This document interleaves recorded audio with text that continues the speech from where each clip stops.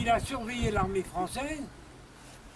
Et Napoléon III, bien sûr, notre empereur, avait donné l'ordre de battre en retraite sur Verdun et sur Châlons pour reconstituer les réserves qui nous attendaient, parce qu'il y avait quand même des réserves, malheureusement pas assez. Car n'oubliez pas que Napoléon III, vous vous en souvenez, avait proposé en 1866, lorsqu'il y a eu le coup de tonnerre de Sadova, c'est-à-dire que les Prussiens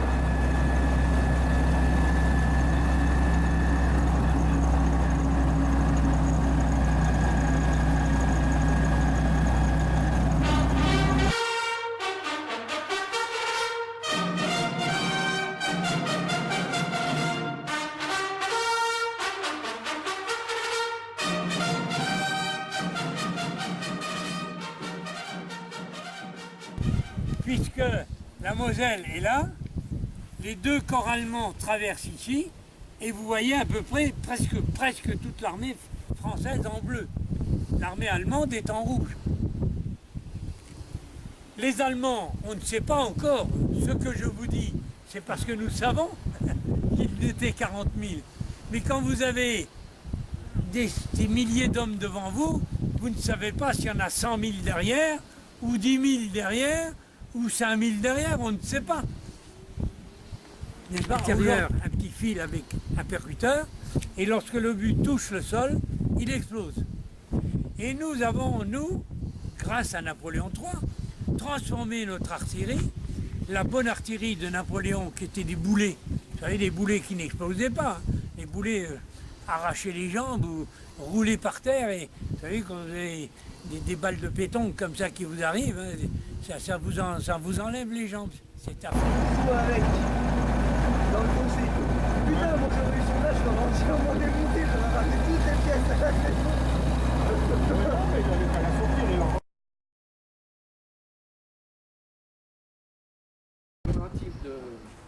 De Marche-la-Tour.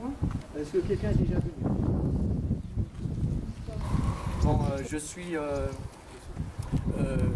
suis du coin, j'habite Vernéville. Alors je venais souvent à bicyclette dans le secteur, j'étais toujours intéressé par toutes ces tombes qui m'interpellaient.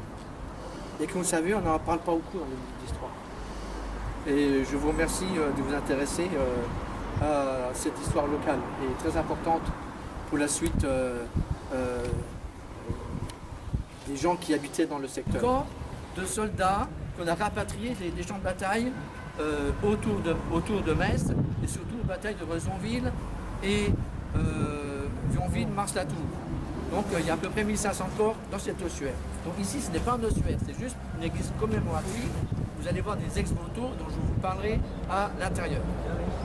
Et dans ce monument commémoratif, nous avions deux magnifiques plaques de haut relief qui représentaient la bataille de Vionville, Mars-la-Tour et les batailles de Saint-Privat, Gravelotte. Le relief était intéressant, puisqu'il nous parle un peu de cette bataille de Mars-la-Tour. Et on voit, bien sûr, on a mis plusieurs mises en scène, cette sorte de mise en scène, on a mis en scène plusieurs événements qui sont passés lors de cette bataille. Vous avez ici le général Admirault qui parle au général de Cissé, qui ont eu une place importante dans cette bataille de Mars-la-Tour et aussi Villers-sur-Iron. Je ne sais pas, capitaine, si vous passerez devant Villers-sur-Iron l'après-midi. Non, mais nous ne serons pas loin à Bruy. Pas loin. Donc je vous en parle un petit peu ici. Bon, en fin d'après-midi, il y a eu la dernière grande charge de cavalerie Du monde. Hein, 8000 cavaliers. 8000 cavaliers. Hein, dont beaucoup sont restés sur le sol. On a arrêté les combats, parce qu'un Allemand tue un Français tue un Allemand, si ça dure un quart d'heure, je crois. Une demi-heure. Bon, une demi-heure. Ça va être une demi-heure de plus, tout le monde y passait. Suffisamment pour tuer 800. Donc ils ont eu l'esprit de bon, ben, on arrête, on revient. Hein, surtout que ça n'avantage ni l'un ni l'autre. Les deux cavaleries se seraient annihilées. Oui. Et il y a des raisons stratégiques. Au fond, les Allemands voulaient conserver la route de Paris et la cavalerie française voulait la route de Paris, c'est évident. Oui. Mais dans la mesure où, effectivement, Vous venez ici, capitaine. Hein. les Allemands étaient plus nombreux, donc je veux dire que vous êtes un peu étonné aussi qu'on parle beaucoup de guerre dans une église.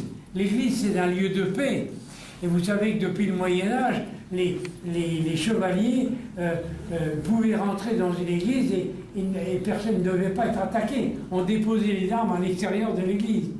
Mais ici, c'est une exception où la religion a pris son importance, pas pour être un peu, disons, pour prêcher la religion. Ce n'est pas une mosquée, mais elle est là parce qu'elle était le lieu géométrique qui a rassemblé tous les Français.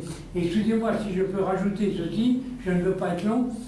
Et les Allemands ont commencé à construire les forts autour de Metz en 1899. Ben, on est venu les prendre quand les guerres étaient endormis au mois d'octobre. Hein? Ils n'ont plus que la dernière plaque que vous avez vue, puisqu'il y en avait 4. La dernière plaque que vous avez vue à l'entrée de l'église. Il faut se méfier, c'est que là, par contre, ici, devant ce cœur, c'est vraiment.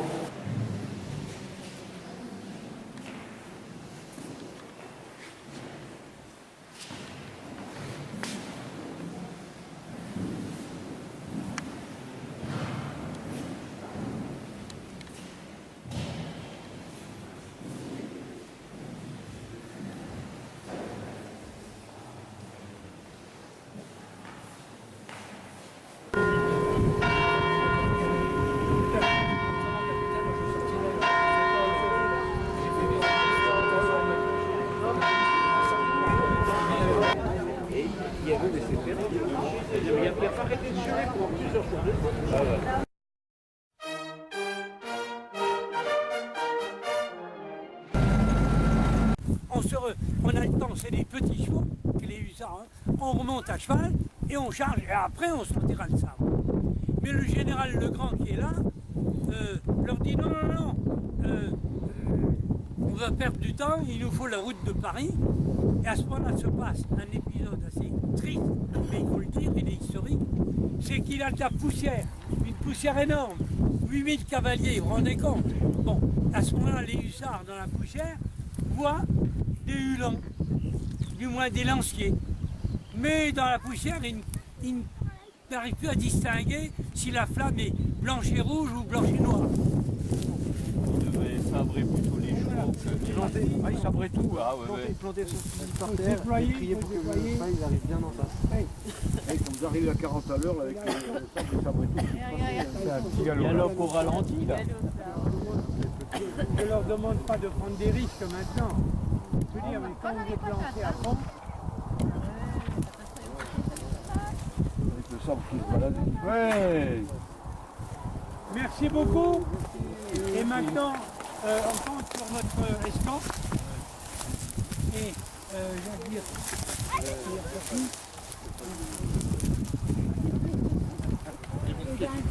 bien, nous allons regrouper aux voitures.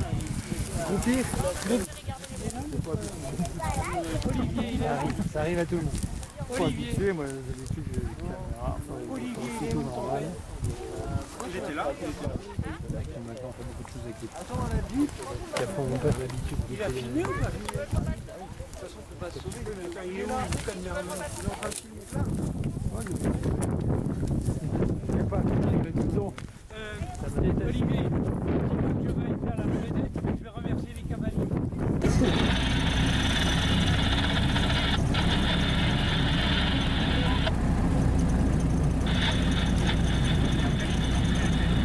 Ça, il a des morceaux de sidecar, il a des morceaux de B29. Ouais. Dans sa chambre.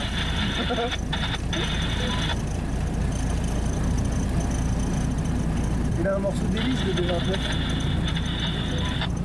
Et une 12-7 aussi. Enfin, ce qui reste.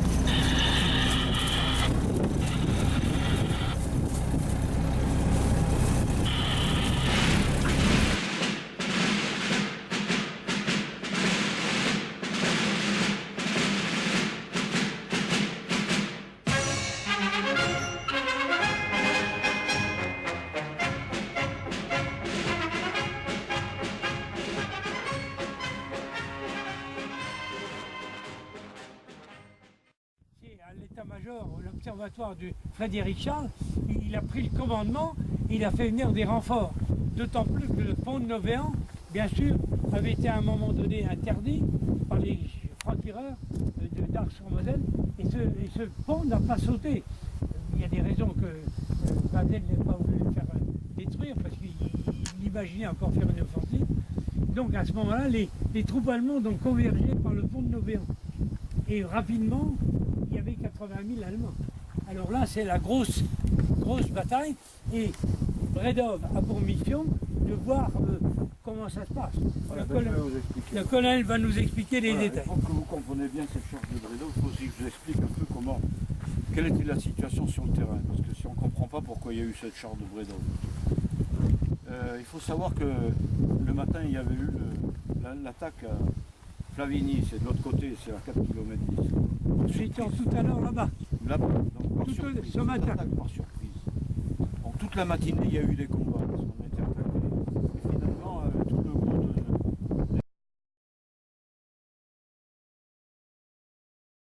À l'ultime site, ici, là, ça tombait comme un gravelotte, parce que vous vous posez tous la question, où est-ce que ça tombait comme un gravelotte? Eh bien, il faut savoir, on vous l'a déjà expliqué, le colonel vous a expliqué, que l'artillerie allemande était très puissante et il y avait 2 corps d'armée de von Steinmetz, le fameux, vous savez, le gars de Waterloo, qui était un peu âgé comme moi. Mais ce Steinmetz a foncé à travers le ravin de la Manche.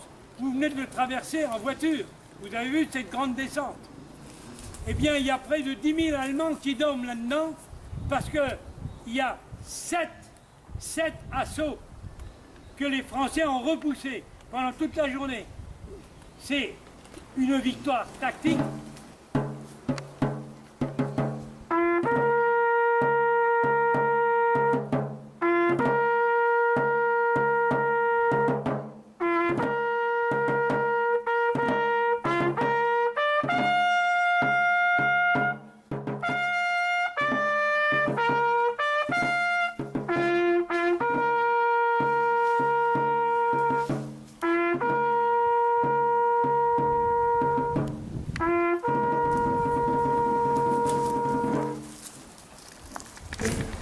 Contre nous de la tyrannie, l'étendard sanglant élevé, l'étendard sanglant élevé.